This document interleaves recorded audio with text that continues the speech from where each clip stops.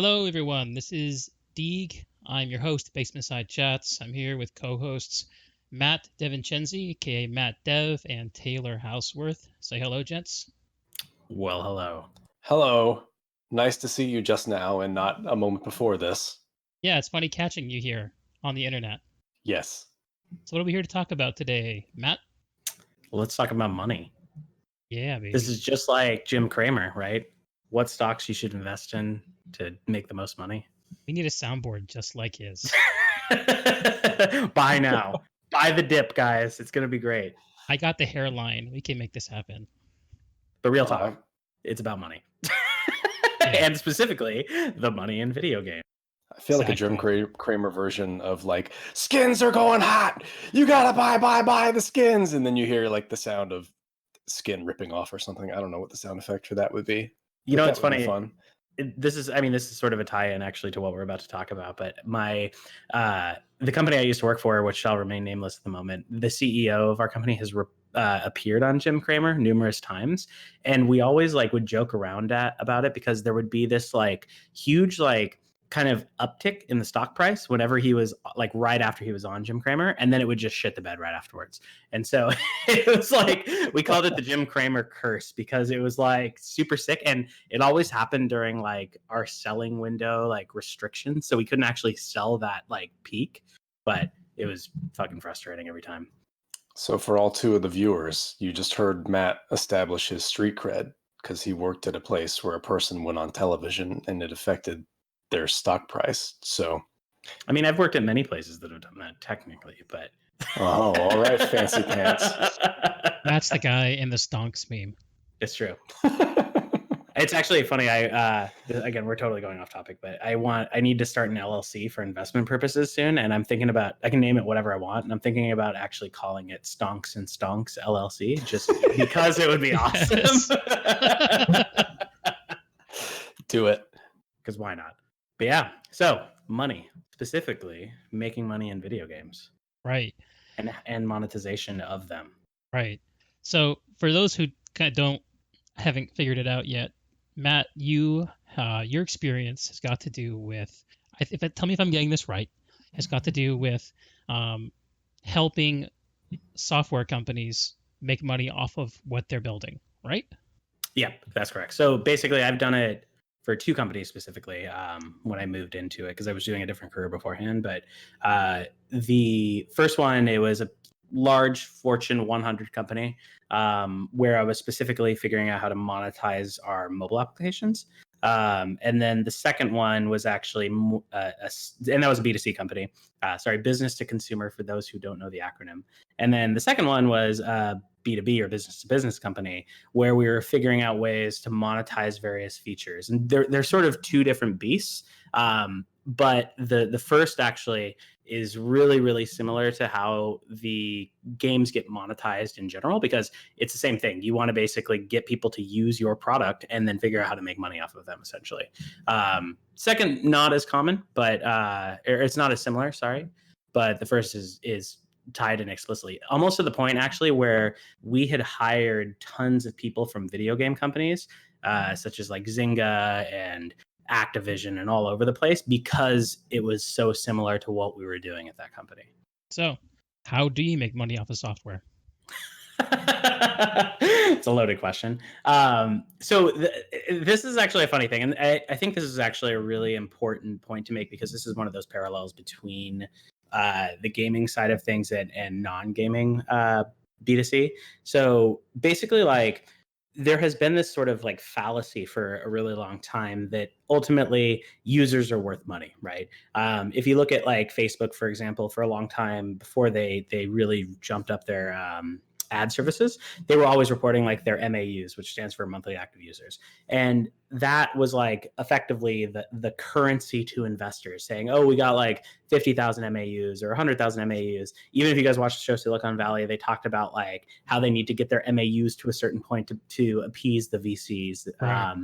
And so that was sort of the early stage of this stuff.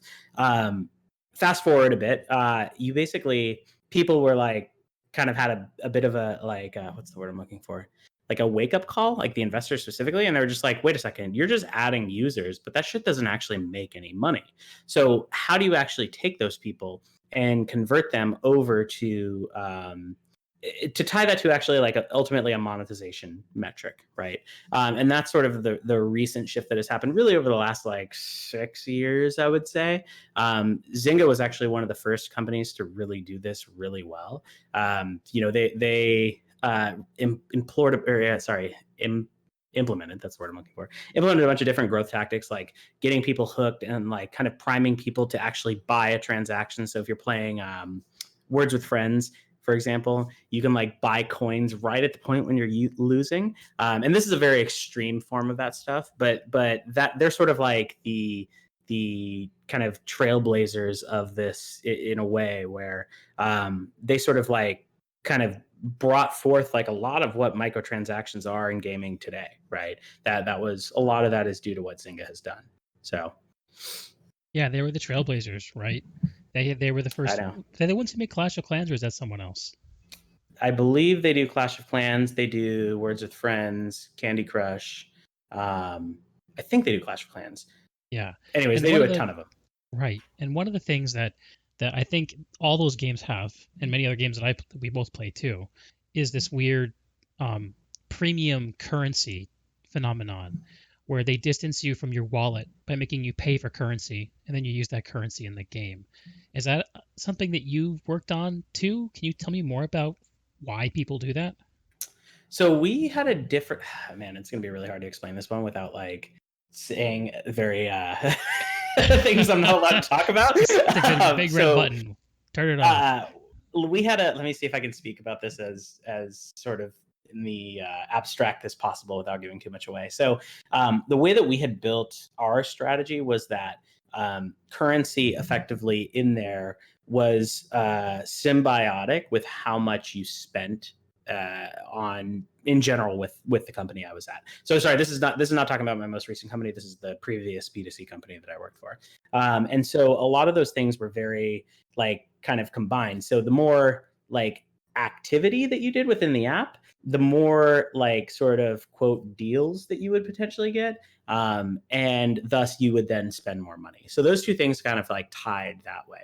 There are a lot of like very like what's like certain like legal gray areas here that you have to be really careful with, because you can't really give people an incentive, like specific people an incentive that not everybody else has the opportunity to do. So you see this a lot actually with games, specifically with pay to win, right? You can't actually give people the chance to pay to win for something if it's a free game and that those people can't still earn that without having to pay for that. Does that make sense? So like you can, let's say, for example, like you have no money, Greg, and I have like fucking shitloads of money, and I get into GTA. No, like I get into GTA, right? And so you know how GTA sells those shark cards, and you basically can like buy those to like create more in-game currency. The thing is in GTA, you can still get in-game currency without actually paying for those things. And like legally they have to do it that way. Like they can't, there's actually laws against people being able to like get things because they spent more money on it versus while hindering the experience for everyone else. And there's that thing, is that a competitive advantage or is that anything? It's any sort of advantage, anything else. It can be exclusive access to a product, right? Pretty much anything. So the problem that this creates though is that you get some of the really like bad like grindy type games where this really backlashes to the extreme. So EA is the classic example of this, where you have Battlefront 2, right? Where I think someone did this calculation online where it was like you would have to grind for like 48 straight days to get the proper loot box to like in order to actually like unlock like Darth Vader or Luke Skywalker or whatever it was, or they could just pay an extra $20, right? And so that's the extreme version. So that's technically legal. It's also just fucked up too. That's my first experience with this, I guess, monetization within games. Is I got an iPad 2 in 2011, and so I started exploring all the games that were out there, and I came across Jetpack Joyride, and it was free. I'm like, oh great. So I download it and I start playing it, and it's fun, but it's simple, which is fine because it's an iPad game. Have you guys played that game before? No, I haven't. Nope. It's what's the genre? It's like an endless side scroller where things are coming at you and you have to dodge them, basically, is the way that it works. But so you have a jetpack attached to you and you can go up and down.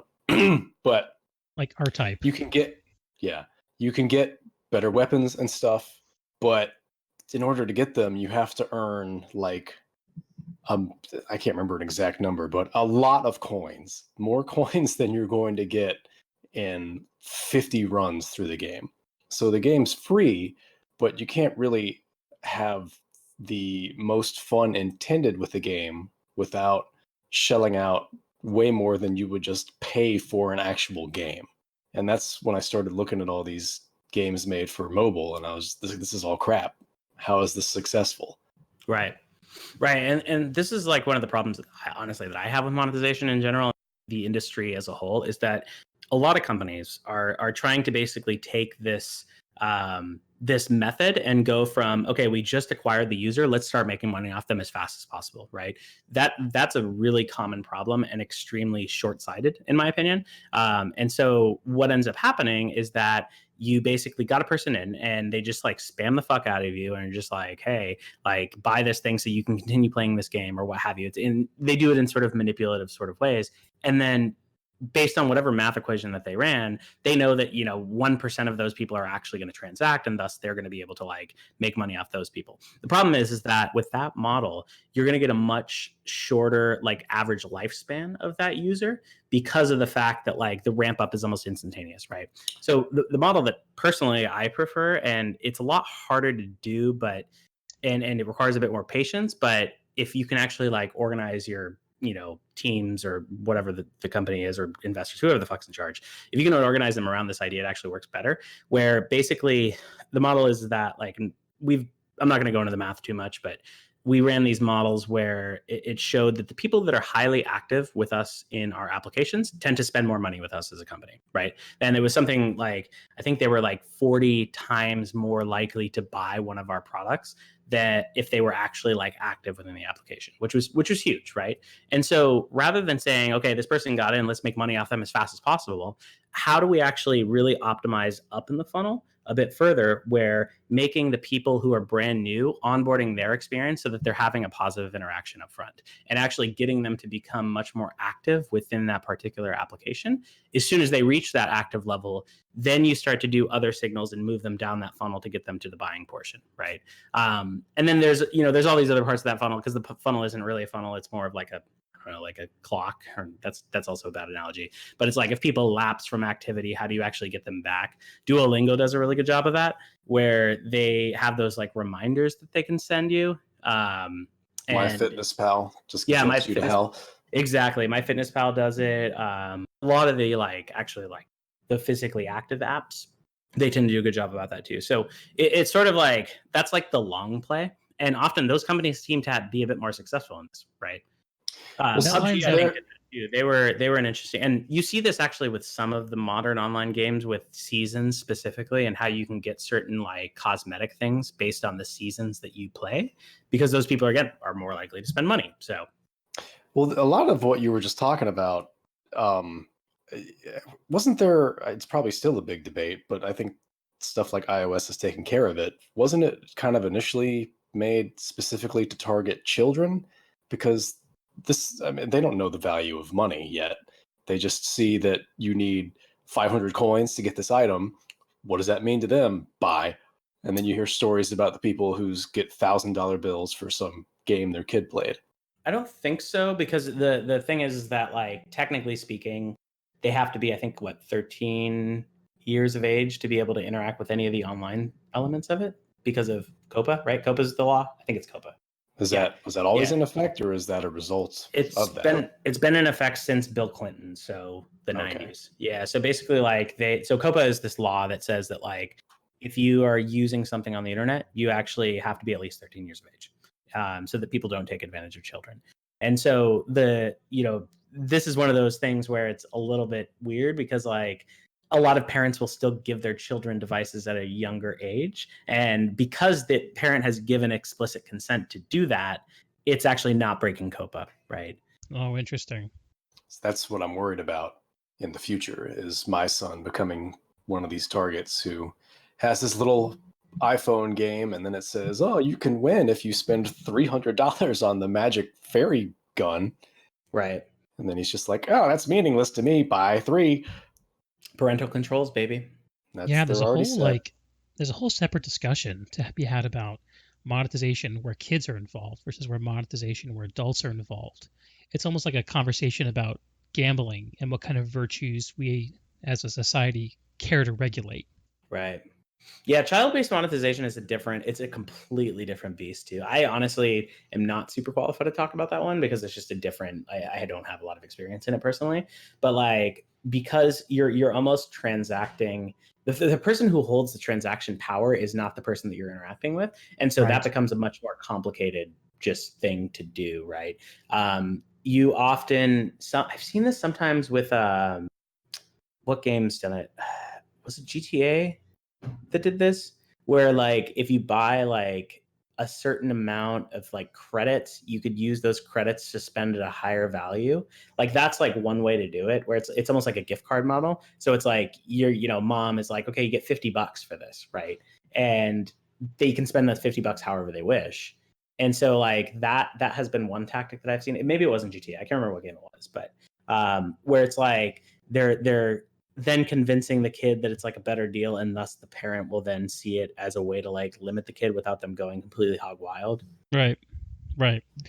It contains them, but it still gives them what they want, and it gives the game what it needs, which is that sweet microtransaction or macro transaction. $50, it's not small. Correct. And honestly, like the people that are really like the target of a lot of the monetization of video games are not the kids, right? It's the people that are in their like late teens, early 20s, and even actually I would say late 20s too. The people that actually do have their own buying power and thus like have that control. Those are the people that often become the targets for these. So yeah, I've heard it suggested, and I don't know if this is true. You can tell me what you think of this. That a staggering percentage of all money on microtransactions comes from like the top 0.1% of users, whales essentially. Yep. And everyone else is just there to give the whales someone to play with. Right. And that goes back to that point that I made before. That number changes what the actual it changes based on the what the actual game is, right? There's or application, whatever it may be. But that goes back to the point that I was making earlier about like eventually those people that are transacting, they will get there. But if you invest in the people that are becoming active, those people will often transact because they're highly active. And so those are often seen as that top tier, like holy grail of the part of the users themselves. So how do you actually get people up to that path as much as possible? Right. And that lines up with the way that I tend to engage with microtransactions. Like if I'm already committed to a game, even if I've already paid a box price for it, I'm playing it every single day, I'm making friends in it, I'm spending time there, then I'm like, yeah, I want to put some money into this experience because it gives me something that I want, which is improves my experience, and it's fun for me. Like right. I just picked up a game. I just picked up Planetside, which is a game I jump into pretty faithfully once a year for a few months, and every time I do, I buy their subscription, and I usually buy one or two of their anniversary bundles, which are like $30 to $50 each, to give me a bunch of shit on discount, and I have a great time, and then it's gone. But yeah, that's the way I like to play those games. Yeah, no, and that's how a lot of people are, right? Like they use it as a win back strategy. They use it as a people that are somewhat casual, right? And it keeps them enticed. You look at like Quake Champions, and this is one example, but other games have done this too, where you have like login bonuses, right? So to get you back every day. Monster Hunter did that as well. And so, although I don't think Monster Hunter actually has any in-game monetization except for the DLC, which is one model of it. They don't have microtransactions, I should say. They have other forms of monetization, but not microtransactions. See, I think you guys know me. I don't like microtransactions or in-game monetization at all. But the most useful way I've looked at it recently, I guess. So the best example I can think of is the Resident Evil 2 remake, which it's rare for me to pay full price for a game, There will be Doom Eternal this year, and I don't know what else I'll pay full price for. Oh, Resident Evil 3 remake. But Resident Evil 2 remake was an instant buy for me because that demo was amazing and I loved the game. And I wanted to play it real bad. I don't think they released any DLC, but what they did beyond like clothing and stuff like that. But after a while, excuse me, they did release a thing where all the items were possible to unlock through playing the game, but they came out with a $5 DLC that just gives you all these unlockables. And with a wife and a kid, I was never going to find the time to perform the requirements to get what I needed to get these items, because it meant like you have to learn the game really well. You have to beat the whole game on the hardest difficulty in an hour and a half. And that means you're going to fuck up a few times. But so I just bought that and had everything that I wanted and just did a fun run through of the game where I have unlimited ammo and stuff. And I felt like paying $5 for that was fine. Right. So this actually brings up a really interesting point. And I'm glad you brought up Resident Evil specifically. So one of the things that why I think microtransactions are so prevalent. Are we pausing? Yeah. Sorry. Yeah, sorry to interrupt. I'm about to go off on a audio, tangent, so let's audio stuff. Yeah, pause. Like, write it down.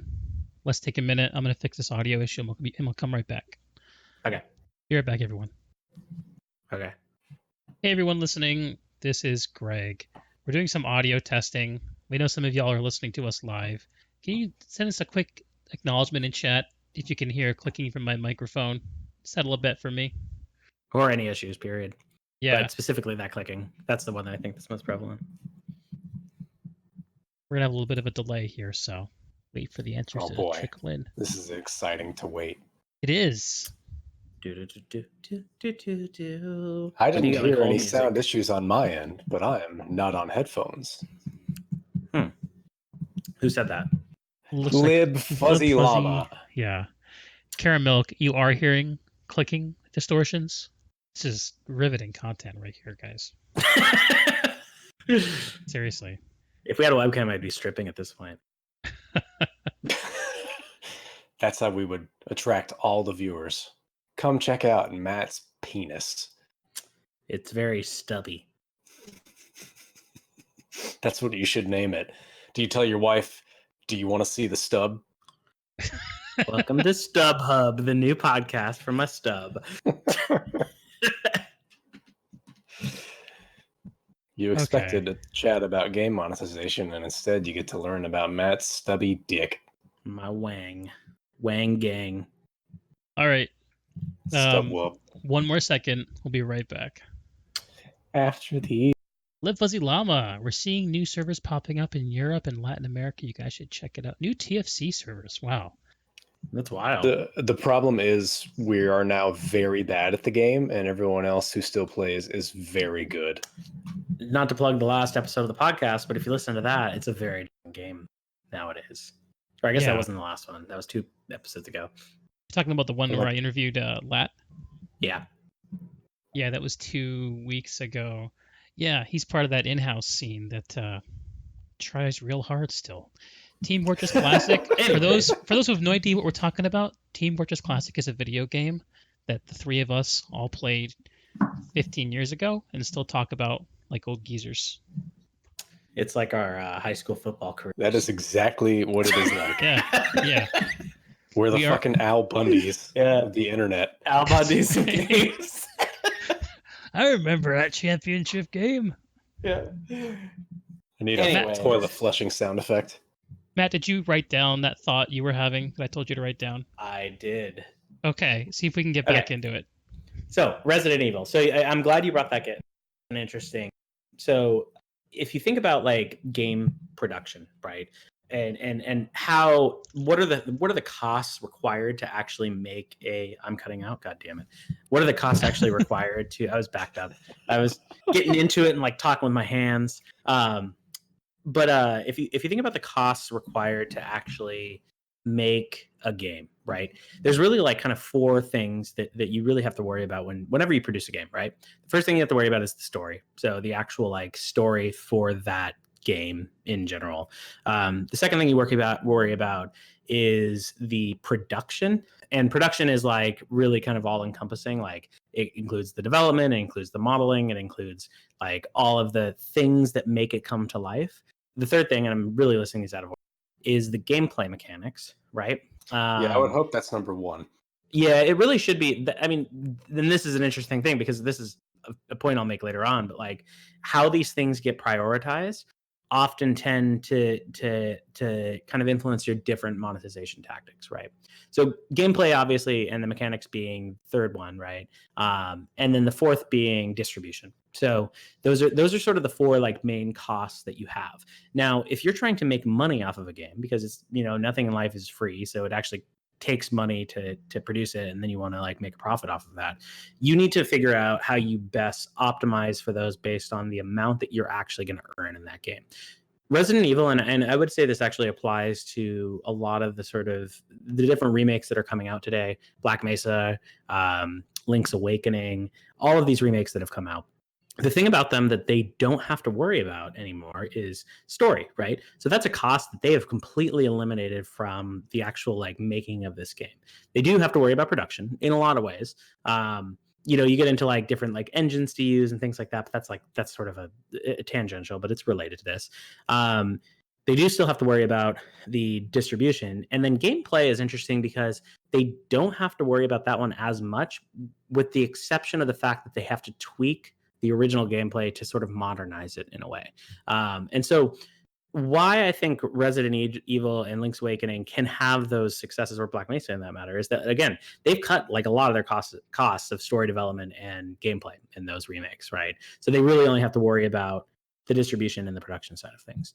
So this kind of brings it all to a bigger point that like the thing about producing games nowadays is that they're way more fucking expensive, right, than what they used to be in the past. And that's sort of why like microtransactions kind of came to be it came into effect, right? They're much more expensive. So I have some notes that I took on this that actually have like numbers. So and these are very extreme examples. So if you look at the game GoldenEye, right? GoldenEye was like one of the most successful games of our childhood, right? In the 90s. Came out in 1997.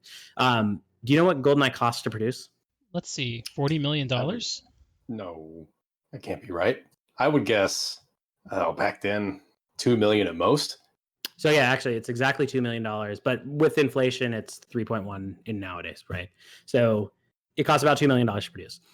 It sold 8 million copies of the game. So the actual cost of the games back then, they were like $49, and in sort of in covered switch for inflation, I'm just going to use the inflation numbers now instead of the old numbers, but for inflation, that's $78 a game, right? So they effectively made 78. I'm eliminating the distribution costs here, but they effectively made $624 million in today's normalized value. Off of a $3 million investment?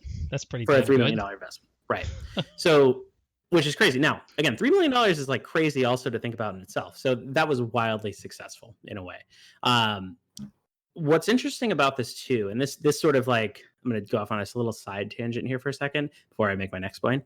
But the problem is that the cost of games actually haven't really increased in like 30 years, which is really what blows my mind, right? So when the N64 first came out, that was $75 per game. Each cartridge was $75 in that time, right?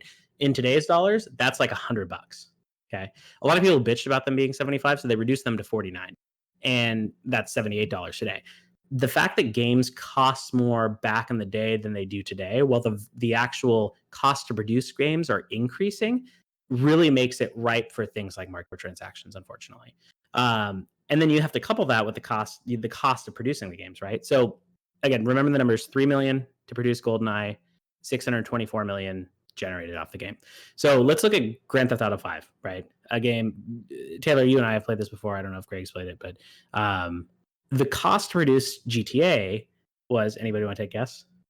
60 million? 265 million. Ooh, so a lot of money. I don't know I need to look up Red Dead 2. I'm sure Red Dead 2 is like a ton as well. But anyway, GTA is the one I have data on.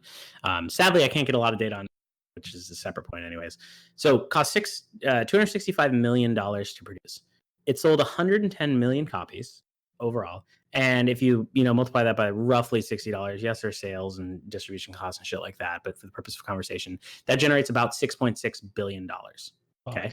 So what's interesting about that like ratio there, if I'm doing my math correctly, 265 million to 6.6 billion is about the same ratio as 2 million to 624 million. So that return on investment is actually pretty close, right? Which is, I find interesting. Now, the thing is that's only on the box price for GTA, right? Exactly. That's only on the box price specifically. So let's add in microtransactions. So GTA is an interesting thing because I think it actually kind of parallels some of the two dynamics that exist for how we monetize games, right? So you have a single player game, right, which has one way of monetizing it, right? And there's different ways to do that. You either kind of optimize those four things that I mentioned earlier, or you do things like DLC or what have you. And then you have online, which is a very different way to monetize. So GTA Online became wildly successful, and they've made about $500 million in microtransactions alone. So they made $6.6 billion off of the original game, and then $500 million off of just microtransactions for the online side of things. It's what's interesting about that is that like they have continued to actually refresh GTA Online because of that, and so it's actually like funded the creation of new content for that online game essentially. And you see this a lot actually with some of the older like MMOs specifically. So MMOs used, in the early 2000s were in the late 90s, like EverQuest 2 and like WoW were some of the most expensive games produced. I don't have the exact number on them, but they were like horribly expensive to make because they were just like, they were, interacting with people for hours. They had to have this crazy like server capacity to keep everything online. The worlds were super complex. Like it was crazy. This was all before like the cloud even existed as a concept, right? And the way that they solved that was they charged people $10 a month to play the game. And so microtransactions are kind of just, in my opinion, the modern version of that subscription model that MMOs had created, because the idea behind it is at least for the games where they continue to be successful, and I'm not talking about like the pay to win style, but the like the EA style version of that. But those are like a really good way to keep the content fresh and keep people coming back. So it becomes almost a recurring income that exists. So yeah. So that why is it that, well, I guess it's a much smaller game. So when Half-Life came out, they had, what was it called? The One Network, World Opponent Network. WON, yeah. Is that what WON stands for? I think it was like World Online Network. It was World Opponent Network. Yeah. Pretty sure. But so the user there was no monthly fee for that, but that's what kept all the online play going for a period of time. But you make a very good point. Who hosted the servers for Half-Life? Individual users. Did. Exactly. And so they didn't have to worry about that. Well, so what did the World The Network do, though? The World Opponent Network really was just a system, like a centralized database for finding the servers and sort of like logging service. It's kind of like if you look at Google search, right? So Google search, you like index things with Google so that the robots could effectively crawl your site and gather information. That effectively was what WON did. And then it assigned a unique value to each individual user. Okay. Well, so it's a login server, basically. Yeah, authentication, exactly. Stuff like that. Right. So a person like me, though, who feels like, because this is mainly why I look at my years of TFC where I paid $50 once and then I got, let's just say, at least 4,000 hours out of that game. When something like World of Warcraft comes along and they expect me to shell out $15 a month for this one game, it's never going to happen with me. The big difference, though, is that the reason why I think you got so much out of Half-Life was not because you had to shell out money, but because there were people actually willing to shell out money to keep the community alive. So like the servers were funded by people. Like, I mean, when you had a clan server, like Greg, I'm sure you paid for MHs, right? I paid for some stuff. Yep. Yeah. So like, website, so that's the thing is like server, someone had to pay all for kinds that. of costs. I mean, it wasn't a lot, honestly. It was more time and effort to run the clan than it was money to keep up the services. Basically, I was just a fucking freeloader. Yep. Yeah. You had nothing to give back, you fucking freeloader.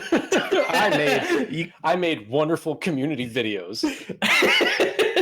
No, But that's the thing is like they that cost like completely through there because server costs are while they've gotten cheaper because of the cloud, they're fucking crazy expensive now. I don't even. What game can you buy a server for now, anyways? None because yeah, they that all centrally hosting hosted. model has gone out the window. Why Doesn't is exist. that? Why It did was that hard, happen? like difficulty, right? So you think about like Half-Life, setting up a server. I mean, I had to set in the past, right? They're not easy to set up. And then the fact that like matchmaking didn't exist back then, Right. you actually had to like seek shit out. So again, this ties to what I was talking about before of when you optimize that funnel, right? You want to get new users to become very active, and then you want those active users to spend money. If you can reduce that friction, that learning curve overall, as much as possible, you're going to have more success in actually making money off of those people. So in a way, like it did improve the user experience for new players, but it also ended up making a lot of these companies more money by creating things like matchmaking. Do you think that matchmaking is kind of a result of monetization? I guess that's kind of what you just said, but I mean in terms of so like just Quick Champions as an example, they come out with their battle pass, which means they're constantly pushing out new content and updates. And so if they're in control of all of the servers, it's a lot easier to make sure they're all up to date than to have a bunch of different people paying for individual servers update. Like TFC was an update every 3 months. Like My impression was it even that? Well, I mean, you're also talking about there's also continuous release cycles. Those are two also very different things that are not monetization related, but they I think what you said is correct. Like they're not exactly the result of each other, but they are related because matchmaking got more people to play the games to become active. Yes. More people that play the games. It made it possible to appeal to a broader base than a bunch of nerds who were willing to set up servers in their basements like we did. Again, and look again, the GoldenEye versus GTA example. Great example. Now GTA Online has its quirks too, but like GoldenEye, to go play with your friends, it only sold 8 million copies. To go play with your friends, you had to fucking go over there, make sure they had a controller, make sure your stupid friend wasn't looking at your screen, punch him in the face if he did. Like it was like this whole no odd job. Right, exactly. It was a whole thing. When we played TFC, we had to like, find the servers. We actually were the hyper nerds that would actually like compete, right? And actually like enter into leagues and shit like that. But then you look at GTA, like you could just download the game and just hop online if you wanted to. Yeah, and it's all there. There's no friction. Yes. Yeah, you don't even have to, you don't even have to have an objective. You just go into a sandbox and smash into people, and that can be the game. Exactly. And the thing with online nowadays, and this is sort of a shift, I think, in consumer perception. But again, I'm purposefully trying to leave EA out of this and some of the other developers that I can't think about right now because EA is like a very bad example of how to do monetization incorrectly. Right. But FIFA. The thing that a lot of these online games are trying to do is that like they will keep creating new content to keep people coming back because when they create more content, they make more money. And so, and GTA is a great testimonial to that. The fact they made $500 million in like 5 years of just releasing new missions and shit like that, and like stupid ass like flying vehicles. And so, it in a way, like it does reward those active users with additional stuff to keep coming back. And then because they're coming back, they're transacting more. Greg, since you have experience with Destiny 2, what was the monetization in that game? My impression is it was kind of all over the place. They sell you seasonal content, either literally seasons was what they call them, or expansions. They have an in-game store where you can buy cosmetics and convenience, essentially. I ask because from what I remember, Destiny 1, I think, was the most expensive video game ever made. I think it was like $500 million. Really? To develop. I thought GTA 5 was. Probably need to look this up. I might be wrong, but I feel like I remember reading this. But it was an absolutely huge creation, and it recouped all that money like immediately. No, you're right. It actually was. I'm looking it up now. It was $500 million to make it. Damn. There's actually a Wikipedia article about this, about the total cost of games, like what it costs to make games. I mean, from what I remember of Destiny 2, I didn't see a whole lot of options to spend my real life money. I never played Destiny 1, so I don't know if that's the same thing. But To develop a $500 million game, you got to be real fucking sure that you're going to be making that money back quick. So you know what? Actually, that number is misleading and incorrect. Sorry, I just found another article. 500 million is the amount of money that they've spent overall on the game. In terms of investment over the years. The initial development cost, it's actually ranked number 1, 2, 3, 4, 5, 6. So it's the initial cost for 2020 with inflation is 151 million. The most expensive game, which is a game I loved and we mentioned on the very first version of the podcast, is Call of Duty Modern Warfare 2 in 2009, which adjusted for inflation is $298 million 2020 cost. Grand Theft Auto 5 is 291. Ooh, this is a tragic chart. Dude, it's I'm looking at I'm sure you're looking at the same 4. article. Star Citizen, SWOTOR. I cannot believe SWOTOR cost that much to make and was as good as it was. And look, and so this kind of like brings up the point that one of the things that I find fascinating in this list. It goes to the point that games are becoming more expensive. The majority of these games are within the last like roughly decade, right? You look at the ones on this list that are older that were not in this. You have Final Fantasy VII, you have Shenmue, and you have ET. What the fuck? ET for Atari? Never played that game. Or heard of it. But like most of these things are new, and when adjusted for inflation, shit's just more expensive now. Like the expectation is so high that they need to find ways to actually make their money back. Right, and that's got to be just a knock-on result of the fact that the audience for this kind of product has gotten so much bigger in the last 20 years. So there's room for these mega games to exist that wasn't there before. I also find it interesting that Half-Life 2 is on this list. I would not have expected that. So what do you think, Matt, when Jim Sterling says that AAA games don't need microtransactions to be successful? That's a funny thing. So here's the point. I like the way you said that. What you meant when you said that's a funny thing is that's fucking stupid. So there's sort of like really 3 models that you can apply to how you make money, right? It's not just you can actually get away without doing microtransactions and still make money. But really you have like 3 sort of ways to make money. The first, which we've talked about a lot, is microtransactions, right? You add sort of things into the game to actually make additional money and keep people coming back. And that's for online specifically. I think the single player equivalent of that would be DLC, where it's like they're releasing new content to get you to make more money off of it. Horse armor, baby. Exactly. Or like, look at Zelda. It had two DLC packs that you could get off of that, and they're effectively rehashing a lot of the hard work. The second piece, and this is something that like, so Nintendo surprisingly doesn't have a lot of information on like their actual costs, their production costs, as well as like how much they make. I don't know why, but I couldn't find shit online, maybe because they're a Japanese company, but I don't know what it is. But I'm just kind of hypothesizing about what they do. But one of the things that you can do is just really reduce your costs on those 4 things that I mentioned.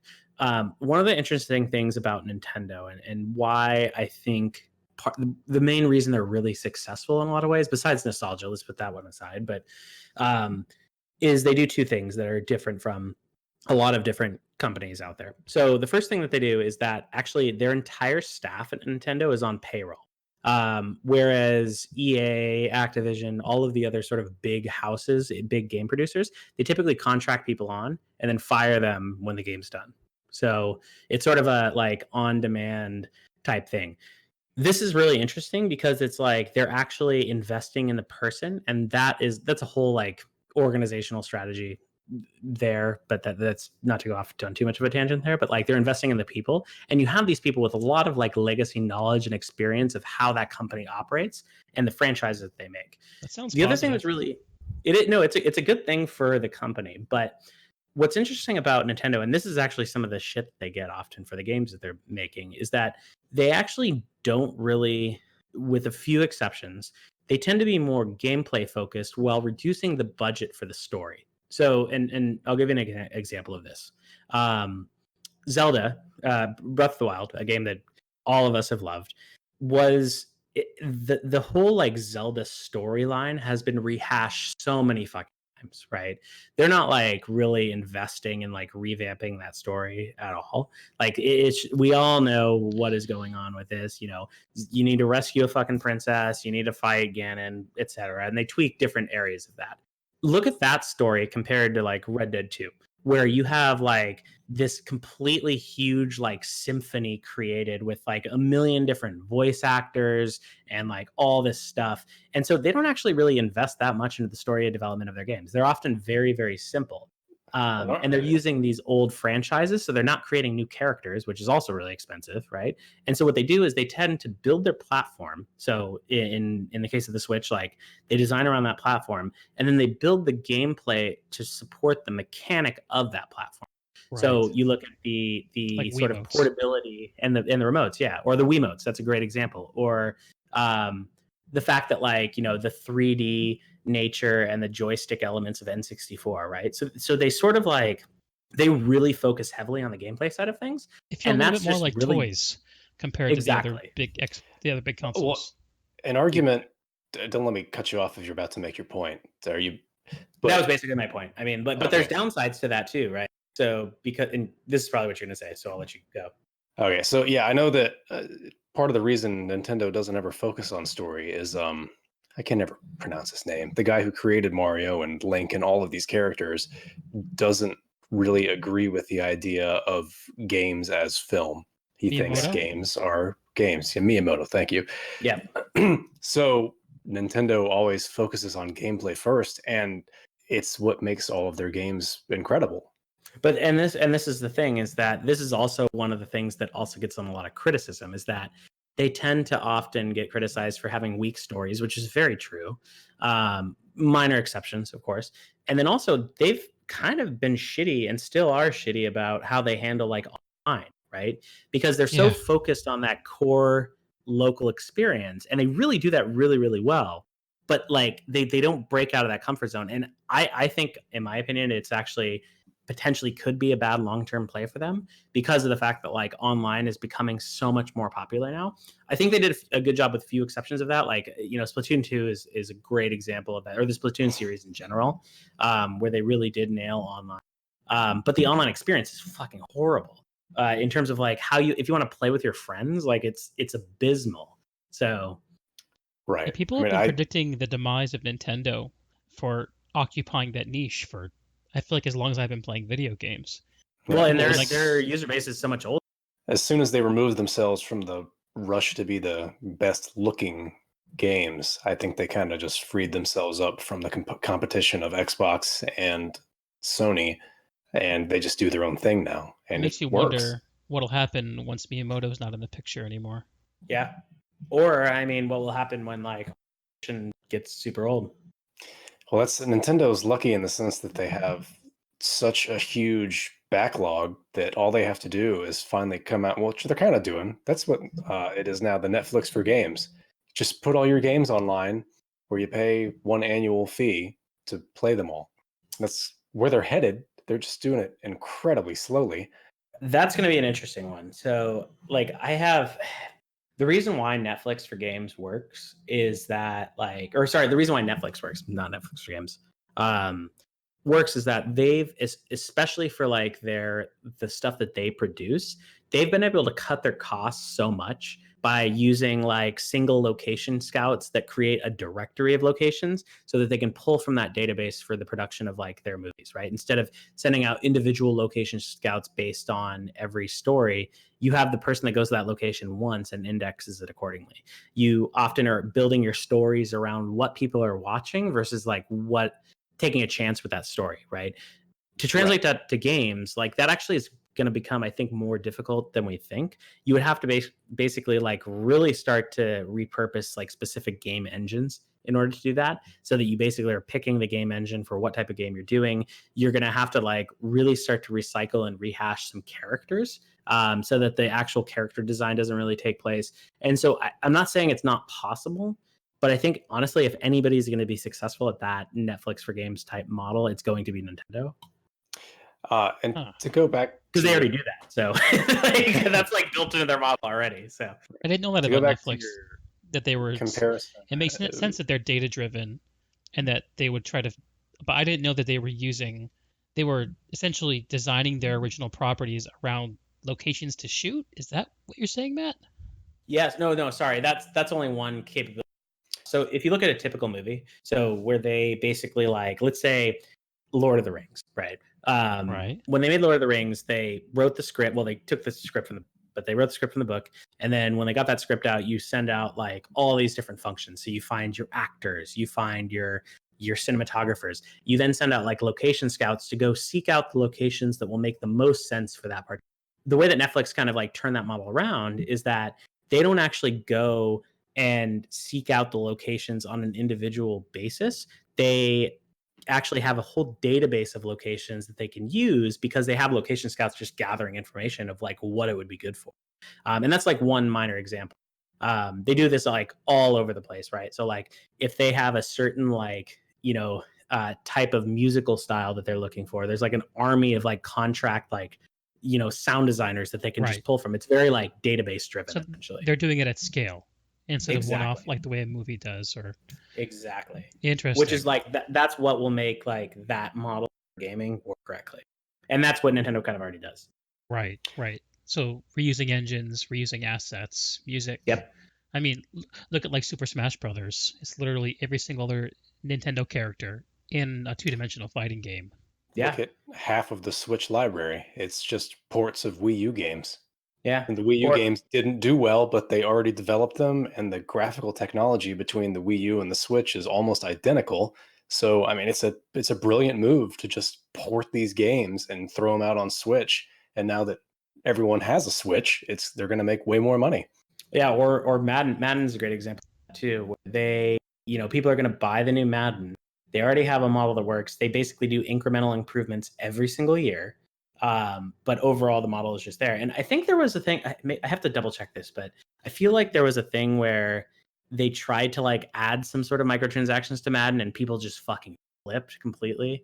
And I think they removed them because it was like they were already effectively paying you're buying the game $60 a year for a game. Give me a fucking break. Yeah.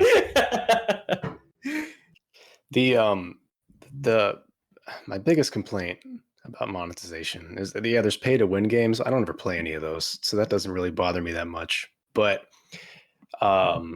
this goes back to Resident Evil 2 earlier. So I paid $5 to unlock everything. It used to be I could just look up a cheat code to do that. But cheat codes don't exist anymore because they've been replaced with DLC. Yeah. And that, I don't know. I don't like that, but part of me understands it because it's completely a choice. Like in Devil May Cry 5, you can earn orbs by killing stuff. Orbs are your currency. You earn orbs by killing demons. And it's not, well, there's one thing for each person, but for the most part, it's not set up to be an impossible grind. They're very, whatever the word is for a lot of them. You get a lot of them. Yeah. But you can go in and you can use actual money to purchase orbs. Yeah, and that's part of the actual like that's effectively pay to win at that point, right? Right. There's different degrees of this depending on the developer. Like some developers, Dead Cells is a great example of this, where for the PC version they're very mod friendly, so you can actually install like mods that are effectively operate like cheat codes, where you gather like 5x the amount of cells or something like that per monster killed. And there's all these like sort of things like that you can do, but again, it varies by game completely. Hearing you talk about that Taylor makes me reflect on what like I spent a lot of money on games over the years. Obviously, I can spend more on them now than I used to, but I'm trying to think of what game I've been most happy to like put like over $100 a year into consistently. And the game that floats up to the top of my mind is World of Warcraft, original vanilla World of Warcraft. You're paying $180 a year, no matter what you do, and you get whatever is in the game while you're paying that. There's no variability in terms of what you pay in versus what you get out. The variability comes from how much time you spend in the game and how you choose to spend your time. And that's a very comforting feeling in terms of knowing what you're getting for your money. Yeah, it was interesting. And that was the earliest form of expensive games and how to monetize them, right? Yeah. So that you're going to spend $15 a month no matter what. There's not going to be the, oh shit, I need to catch up with the rest of the people. I'm going to have to shell out $50 to do that. Right. Which if you can monetize your game in a more advantageous way. I guess you can get more than $15 of value on average out of each person playing, but that's the way I felt really comfortable doing it. And I'm thinking about that, Taylor, because I'm hearing your aversion to these kinds of tactics, and it's making me reflect on some of the more recent experiences I've had as well with monetization in games. And this might be a separate topic for discussion, but one of the things that continues to bother me as I get 100 or 200 hours into one of these live services games, and then Destiny is one of them, is you start to understand the way that the monetization model is informing the content that gets made for the game. And Yep. you play the content and you're like, why is this so bad? Why is this so boring? Why is this so grindy? And the answer to every question is money.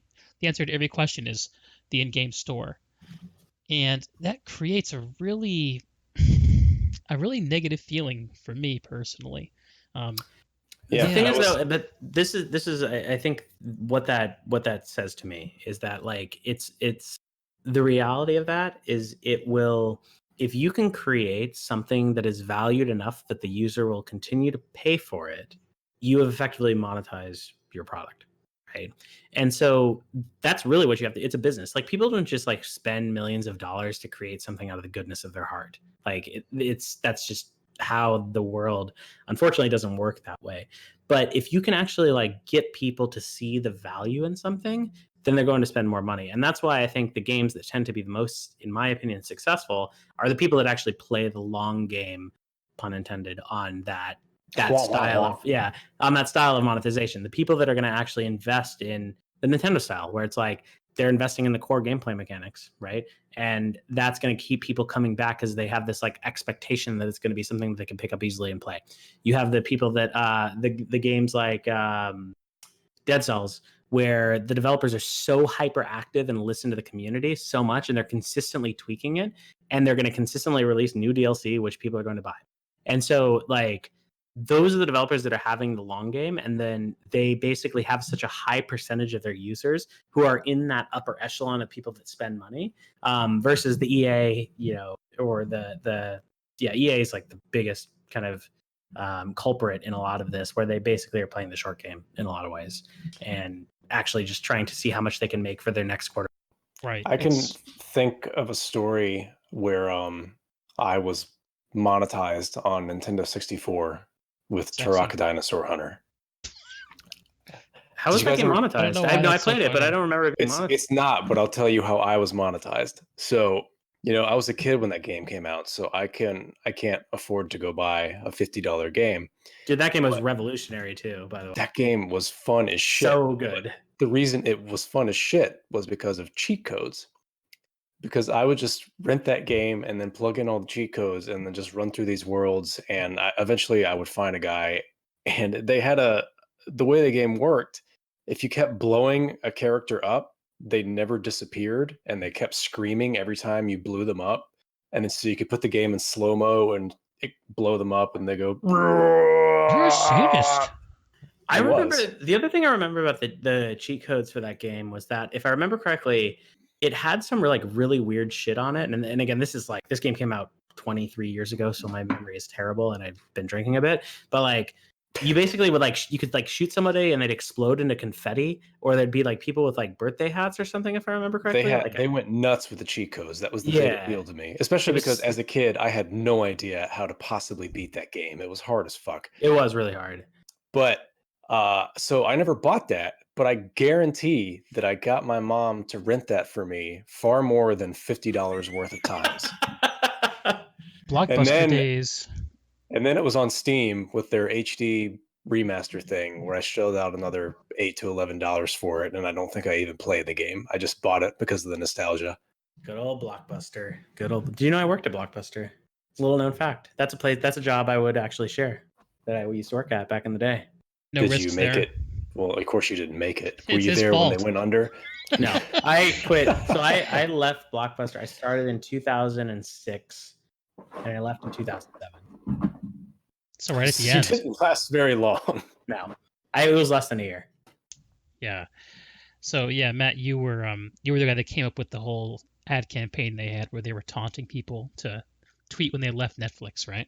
Oh, was I all wish. you. Dude, actually, you know what's wild about them? So so I worked in their retail store, so I was not one of the higher ups at all. I was like fucking 19 years old or something. And one of the things, so I worked there at the time when Blockbuster Online came out, and they were competing with Netflix before Netflix had streaming, right? This is like when they only had the mail service. And Blockbuster actually really had a gold mine on their hands. If they actually took advantage of it, they'd probably still be here today. Where basically when you bought Blockbuster Online, it was the same exact price as Netflix was. It was like $10 a month. And they sold, they gave you 3 movies at a time, just like Netflix did, and you can mail them back and get your next 3 movies. The key difference that Blockbuster had was that you could take those 3 movies, take them to any Blockbuster store, drop them off, and then when they got scanned in, you could trade those 3 movies for 3 rentals in store, and then they would ship your next 3 immediately. So you had this like instant gratification there that Netflix could never offer. And then of course streaming came out and Blockbuster, oh fucking nobody's going to do this streaming thing, and then look what happened. So, but it was actually like a better service early on. Is GameFly still around? Have any of you used GameFly? I remember it, but I doubt it. Time to find out. Everyone type in on your keyboards, clacka, clacka, clacka, going to gamefly.com. Here Oh, it's still there. It's still there. I haven't seen a commercial for it in a decade. Do people use it? I think it's like, well, I guess the answer to the streaming now would be something like Stadia, if you don't need to play games right when they come out, almost every single game you can buy for the cost of a moderate rental within a year or two. There are some exceptions, right? Like No Man's Sky, which is $60 still somehow. But that's something we didn't discuss either, is factoring in Steam sales. I'm sure were a big change in the industry. So did they just sell at a loss on their game, hoping that they're going to make it back in monetization? I think they actually had different costs. Honestly, like Steam sales are they charge what, 30%, I think, per game per download for the infrastructure. Like if you think about the actual production of games for Steam, you had they had to produce the actual physical unit, right? And that was a super expensive process back then, especially when you look at like cartridges. So, and before discs came to be, like, I don't know what it cost. I'm sure it was a ton, right? So the cost just kind of like shifted. And Steam was really smart because they were early in this digital distribution realm, where it was like, they were like, oh yeah, you get to get rid of this physical sort of thing, and it sort of scales accordingly. You also didn't have to run that risk of like forecasting how many units you need to produce to actually meet the demand. The whole supply chain is just gone now. Exactly. I don't know the last time I bought a PC game in a store. I think it had to be 2000. It might have been Half-Life 2. Borderlands 1. 2009? You went all the way to 2009? Yep. Wow. Apparently. I think mine goes way back to like Dungeon Siege, to be honest. Dungeon Siege 2 is like 2004.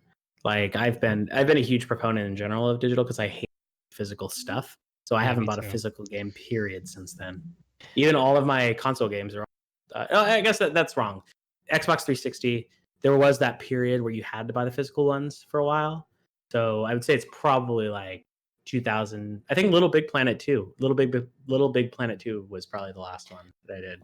My rule with console games is always buy a physical copy, because I will forget that I have it otherwise. But with a Steam list, I always see it there. But I think 2007, BioShock showed up on the Steam store for $30, and that's when that was my first digital game purchase. And then from that point on, I never bought another physical copy of a PC game. Oh, see, I love having the digital ones, because then I just have the whole library without any taken up.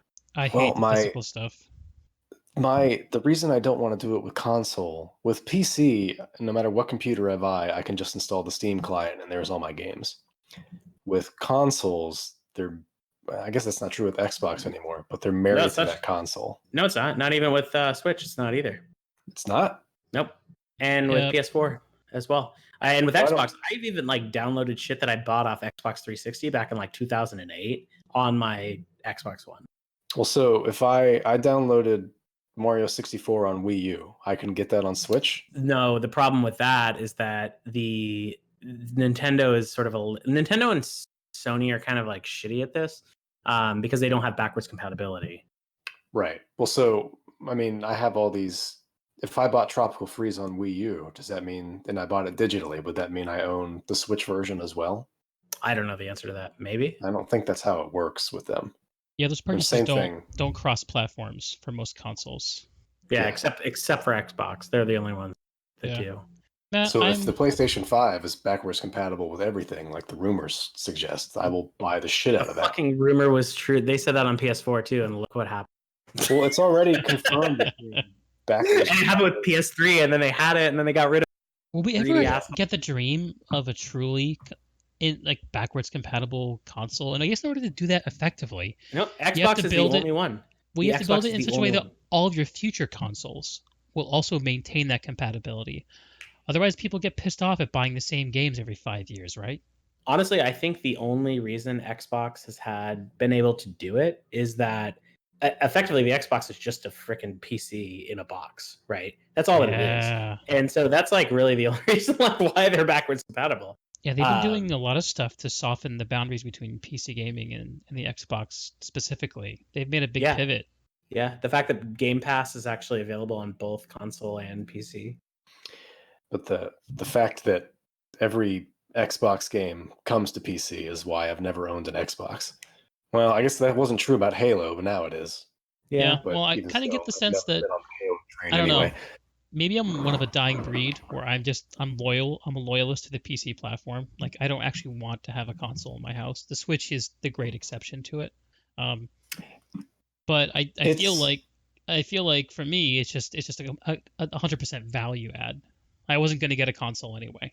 Right. Well, I mean, now that you can so easily put controllers on PC, I don't see the big advantage of a console anyways, besides exclusives, which is really just Sony and Nintendo.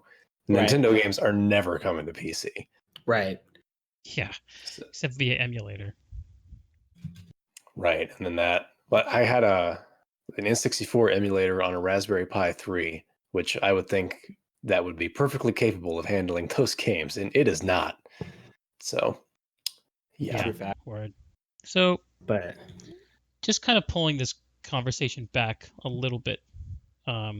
We talked about a lot of different things that companies do to monetize games and what's good, what's bad, what we like, what we don't like. It's obviously a moving target, what good monetization looks like.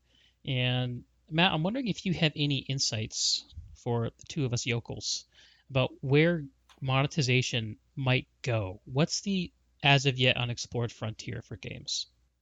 that's a really good question. And I don't know if I fully know how to. I think that what we were talking about earlier with the sort of Netflix model and reusing assets, again, Nintendo does that really, really well, but they also own both the hardware and the software. So they're Right. pretty unique in that for the most part. I mean, Sony does that to less with their exclusives too, but like it's not nearly as prevalent with Nintendo. So being able to cut costs in a really smart fashion, I think, is a good way for that. The other, the unfortunate thing that we're going to start to see in the future is that online components are still like becoming bigger and bigger, right? Online gaming is at like the most successful it's ever been. It's still growing altogether. And so in order to keep online games afloat, you have server costs that are associated with that. And thus like things like either microtransactions and subscriptions will continue to exist, right?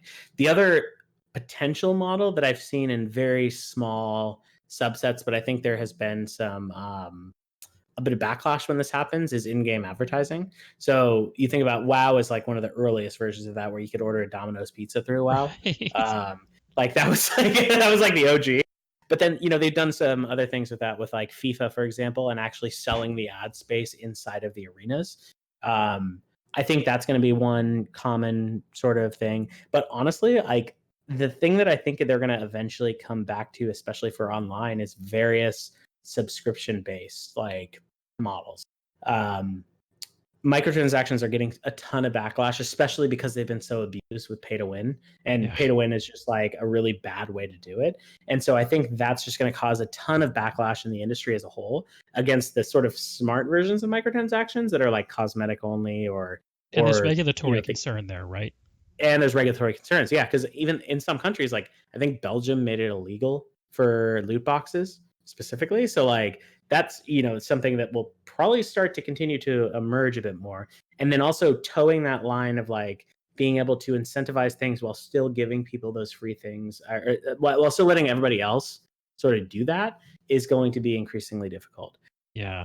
I have a sense that I think like honestly some form of subscription. I don't know what it's going to be, but not necessarily a monthly cost, but something is going to come back, especially for the bigger online versions. And do you know any numbers for how profitable World of Warcraft was? I don't actually. I wonder if it's on Google. I know it 'Cause costs 40. It costs the same amount as Half-Life 2 to produce, but because revenue. $15 a month, that was the big turnoff to me. $15 a month for one game seems incredibly steep. If it was something like $3 to $5 a month, that would be a lot more appealing to someone like me. And clearly they were right, though, going because to they see a made movie once a month, man. It was never that much Yeah. money. Like to put it And in that's what perspective for you, when I was playing WoW, the last time I played WoW Hardcore, which was around 2009, I was paying for my monthly sub by farming and selling gold to people inside the game, who then would go around to stores, buy me a game card, and send me the code. And it took me $15 a month in a weekend of 2004 the month. was 2 movies, at least. Holy shit! By Where are you living? 2017, WoW has grossed over $9.23 billion in revenue. Fuck. Goodness. Jesus well, look Christ. at how big it's blown up to be. Fucking Blizzard is huge. All the stuff it's doing now I feel like it's all come from the success of WoW. It's probably that, Diablo 2 and StarCraft. Those are really the big successes. Right? I would be WoW astonished was if Diablo 2 or StarCraft made anywhere near that much money. Yeah, WoW was the big moneymaker. StarCraft was interesting because it was the big esports thing. Like that was really the first big esports play, right? Yeah. Lesser Diablo 2. But so Taylor, this brings an interesting point to you. So like, and Greg, you made this too, but like the way that I see games, I think that the current cost of what a game, like the actual value of buying that unit, is too cheap, right? Like the other option is that we increase the price of games, right? And I think that's actually a better option than this sort of model of like microtransactions and all these other things. Because games right now, like if you actually adjust for inflation, they were significantly more expensive in the 90s than they are today. And so like they really just do need to increase it. And if you think about the actual amount of entertainment per hour that you get for the cost of a game versus a movie, it's so much like such a better value. Like the actual like entertainment per minute for a game is like significant. I mean, like look at Sekiro. How many hours do you have in Sekiro right now? I don't know, probably at least 20-ish. Right. Or I'll use Breath of the Wild. Taylor, I ran your numbers for TFC. $50 for 4,000 hours. It's like about a penny an hour. Yeah, that's one hell of a deal. What you paid. And that's your threshold of required value. Yeah. Are you impossible to please in the bedroom too? Right. No, and that's the thing is like so. the I'm gonna pull my calculator out, but like part of that, World of Warcraft does just not look like an entertaining game to me at all. So that's what makes the $15 a month even more absurd. Well, that's a separate concern. If you don't like the game, then yeah.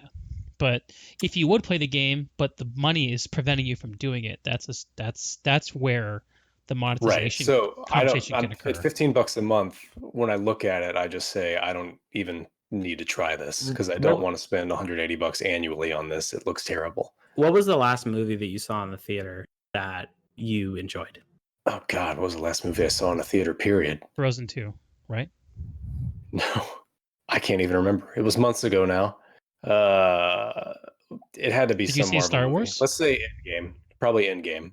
Okay. And Endgame cost you what? $15 to go see it? Probably something like that. Yeah. Yeah. 2-hour movie. So you effectively got for per hour of an entertainment, you paid $7.50. Right. Now look at Breath of the Wild, which I think you clocked the same amount of hours that I clocked in, about 160 hours for $60 that you spent on that game. You spent 37.5 cents per hour on that game. Yep. Of entertainment. And so that's like the difference, right? Like I think games are completely underpriced right now. And I know I'm in the minority when I say that, but like if we actually increase the cost of games with both the cost of production as well as inflation, microtransactions wouldn't exist. Like, it's just not like that. That's the fundamental issue, is that they're not increasing with inflation and cost of production. So I think the counter argument to that is that movies provide a better experience than risking money on a game. Because one of the things about your proposal, different, not better. Yeah, it's different. Well, no, a different, not as different, but also better, more reliable to be engaging and interesting for the average person. Like, I'm just trying to play devil's advocate here. So, Joe Schmo wants to play a game. We've gone through Matt's round of monetization updates for the games industry, and it costs $100 to buy the next Zelda game. Let's just say. Let's say you never played a Zelda game before. You don't know if you're going to like it. If you don't know you're going to like it, how likely are you going to be to spend $100 on it? How did we combat that back in the day? People just didn't play. No, the audience for gaming in 96 and 97 was microscopic compared to what it is today. That's true, but if you think about in the 90s and early 2000s, we had, as Taylor said, rentals and then demo. Do you remember demo discs too? Yeah, sure. So like you could actually buy games just to get demos of other games. Exactly, and so that's another way that you can like kind of curb that the sort of risk with as the buyer to buy that game, is that like you can just rent it, or try it on the demo. And just the end game's not the best example of dollar to time value, because that was something that had been building for 10 years. So I was excited as hell to see that movie. So in terms of entertainment value to dollar or to time spent, it doesn't equate the exact same way as 2 hours for $15 in my head. But I don't know what my point was with that. I just wanted to say that I enjoyed it very much and it was very good and worth it. And it cost you $7.50 entertainment. It was Whereas not Breath of the overpriced. Wild only cost you 37.5 cents. Yeah. And what I'm hearing there is that there's no argument for me that Breath of the Wild was worth every penny. I think usually if I hit 40 hours in a AAA mainstream game, then it's a massive success in my opinion. So to get the same dollars per hour out of Breath of the Wild that you got out of Endgame, I mean, I'm not putting that correctly, but the same dollar per hour number, you would have to spend $1,200 on Breath of the Wild. That's clearly not worth it to you, right? No. But if you could see that many Endgame quality movies, that would be worth it to you. Yes. I don't know. To put it in terms of $1,200 worth of movies, it's difficult to think of it that way. How many years for you to watch 80 movies, do you think? Oh, God. 40? Now in my life, quite a long time. Yeah. Maybe it's not a fair comparison. But yeah, and which also calls back to me an older discussion we've had about the social credit and merit given to the video games compared to other forms of entertainment and art. What I'm hearing in you, Taylor, is reflected back is a very popular attitude that games aren't an experience worth paying for compared to these other more traditional forms. No, that's not what I'm saying at all. Well, that's what your attitude is reflecting.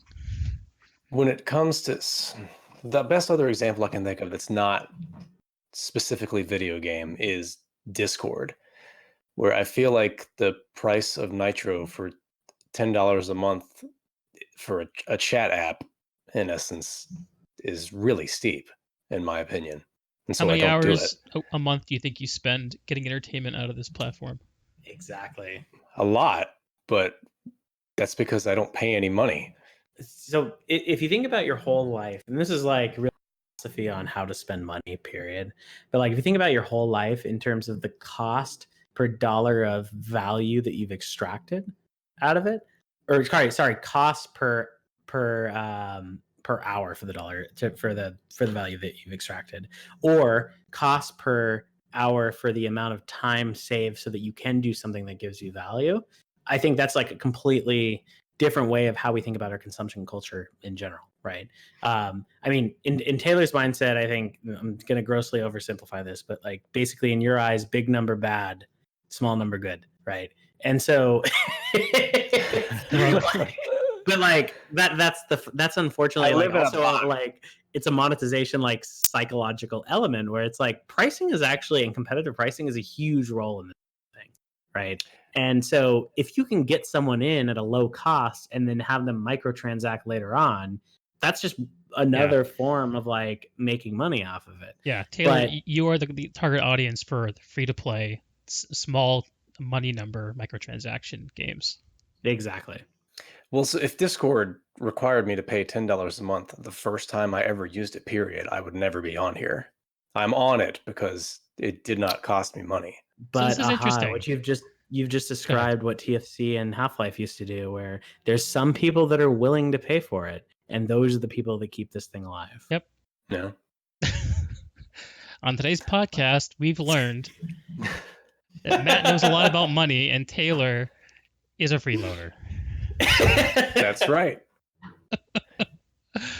Yeah. Well, I was, I'm the one who actually put in most of the boosts on the server, and that's not a brag. I don't give a shit. But I was thinking to myself Old money about this bags too. here. Well, I was thinking about how to invest in what we were doing in this community and also in this podcast. And I was looking at different audio platforms. You guys were involved in that. And I just figured, it's going to cost me, I think it's going to cost me like $35 or $40 a month to do the number of boosts I'm doing.